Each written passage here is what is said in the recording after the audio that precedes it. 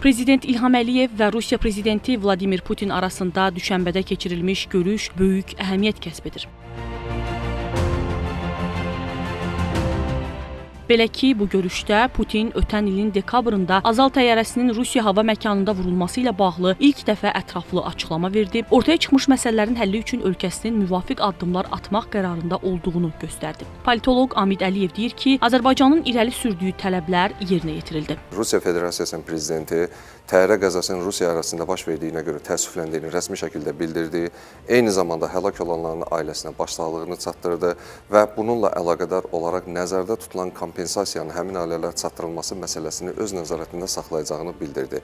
Eyni zamanda Rusiya Federasiyasının prezidenti görüşdə təsdiqlədi ki, bu qəzanın baş verməsində təqsirli olan şəxslər qısa müddətdə tapılıb, qanun qarşısında cavab verəcəklər.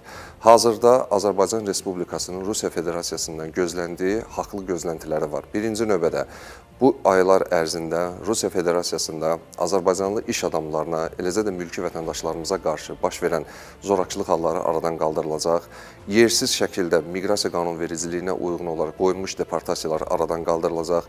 Qanunsuz olaraq həbs edilmiş azərbaycanlılar yenidən azadlığa buraxacaq və Rusiya tərəfindən Azərbaycana qarşı qoyulmuş humanitar embargo məsələləri öz həllini tapacaq. Siyasi şərhçi İlyas Hüseynov isə hesab edir ki, Rusiya və Azərbaycan liderlərinin son görüşü iki ölkə arasında münasibətlərin normallaşması istiqamətində yeni bir mərhələnin başlanğıcı olacaq. Belə bir ümid formalaşır ki, Bakı ilə Moskva arasında münasibətlər normallaşacaq və inkişaf mərhələsinə qədəm qoyacaq.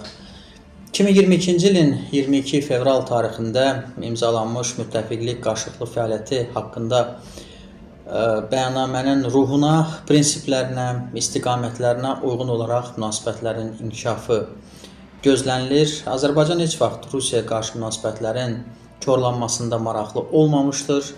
Lakin təyyarə qəzası ilə bağlı çoxsaylı suallar mövcud idi. Siyasi şərhçi həmçinin onu da qeyd etdi ki, Rusiya prezidentinin çıxışı qərbdəki bəzi qüvvələrin və Rusiyanın içərisində olan ermənipərəst qruplaşmaların da planlarını puça çıxarmış oldu. Onlar ikinci cəbhə açmaq istəklərinə çata bilmədilər. Şəbnəm Qurbansoy, Cabbar Qarayağdıoğlu, Xəzər xəbər.